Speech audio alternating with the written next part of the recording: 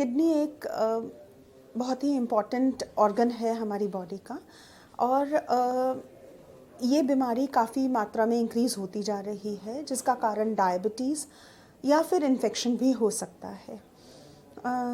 Kidneys जो हैं उनका कोई भी कारण हो इस बीमारी के आने का, इसका इफ़ेक्ट सीधा किडनी फंक्शन पे पड़ता है।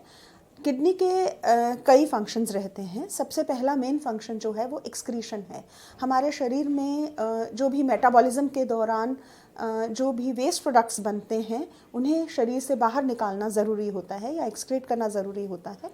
और ये वेस्ट प्रोडक्ट्स जो बाहर से बॉडी से एक्सक्रीट होते हैं, ये इनका काम जो है किडनी करती है। So main function of kidney is excretion. इस एक्सक्रीशन के द्वारा किडनी मेंटेन करती है water and electrolyte balance and protein balance of the body. उसके बाद इसके अलावा किडनी फंक्शन ख़राब होने की वजह से calcium and vitamin D, haemoglobin भी इम्बैलेंस हो जाते हैं हमारी बॉडी में। कोलेस्ट्रॉल की मात्रा इंक्रीज़ होने के चांसेस रहते हैं और बॉडी वेस्टिंग होने के चांसेस रहते हैं।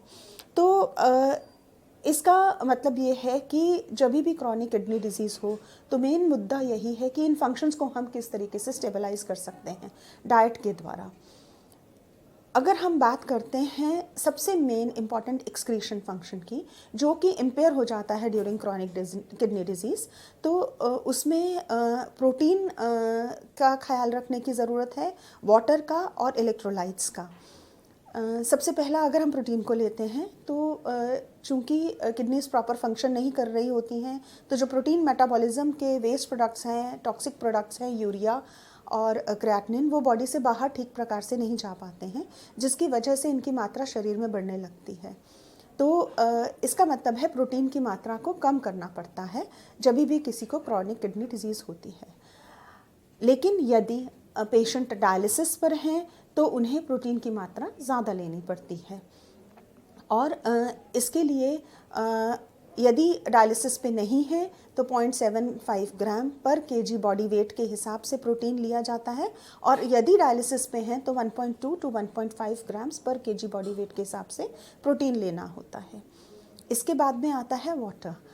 जब भी किडनीज ख़राब होती हैं, क्योंकि किडनी का मेन फंक्शन है वाटर को प्रोटीन के जो एंड प्रोडक्ट्स हैं वो वाटर के साथ मिक्स होकर यूरिन के रूप में बाहर भेजना, एक्सक्रीट करना, तो इम्बैलेंस की वजह से वाटर रिटेंशन होने लगती है बॉडी में और ये एक्सक्रीशन कम हो जाता है।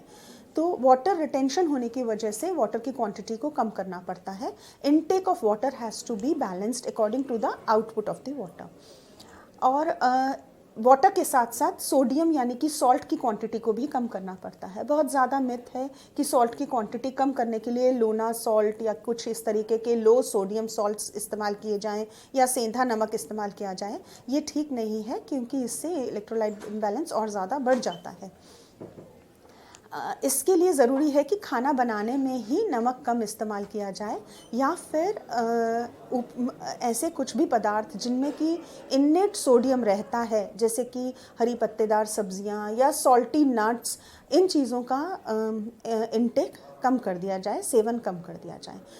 और तीसरा जो इलेक्ट्रोलाइट है वो है पोटेशियम, जो कि ड्यूरिंग किडनी डिजीज़ इम्बैलेंस हो जाता है। जो भी पेशेंट डायलिसिस पे नहीं हैं और उनका पोटेशियम लेवल अगर बढ़ा हुआ है, तो जो भी पोटेशियम रिच फूड्स हैं उन्हें अवॉइड करना ज़रूरी है। और जैसे कि सिट्रस फ्रूट्स हैं जिनमें पोटेशियम रहता है, बनाना, कोकोनट वाटर, इनमें पोटेशियम की क्वांटिटी ज़्यादा रहती है, तो ये पोटेशियम रिच फूड्स आपको अवॉइड करने पड़ते हैं। अब हम बात करते हैं कैल्शियम और विटामिन डी की। किडनी डिजीज़ के दौरान कैल्शियम और विटामिन डी का भी इम्बैलेंस हो जाता है, जिसका कि इफ़ेक्ट हड्डियों पे पड़ता है। तो इसलिए ज़रूरी है कि विटामिन डी रिच फूड्स और कैल्शियम रिच फूड्स खाने में इंक्लूड किए जाएँ, जैसे कि दूध और दूध से बनी हुई चीज़ें। और किडनी डिजीज़ वाले मरीज़ों का कोलेस्ट्रॉल लेवल भी इम्बैलेंस हो जाता है। ज़्यादातर हाइपरलिपिडीमियाज हो जाते हैं, कोलेस्ट्रॉल और ट्राइग्लिसराइड लेवल्स बढ़ जाते हैं। तो ऐसे में ज़रूरी होता है कि फ्राइड चीज़ें या कोई भी ऐसी चीज़ें जिनके के अंदर तेल या घी रहता है, उन्हें कम इस्तेमाल किया जाए और तेल घी का कम इस्तेमाल किया जाए। और एक और चीज़ जो कि इम्बैलेंस हो जाती है वो है आयरन स्टोर्स या हीमोग्लोबिन कम हो जाता है बॉडी में, तो आयरन रिच फूड्स लेना बहुत इम्पॉर्टेंट है। क्रॉनिक किडनी डिजीज़ के मरीज़ को इसीलिए ध्यान रखना चाहिए अपने खान पान का विशेष तौर पर, और अगर डायबिटीज़ है तो उन्हें किसी अच्छे डाइटिशियन की सलाह लेकर अपना खान पान मेंटेन करना चाहिए।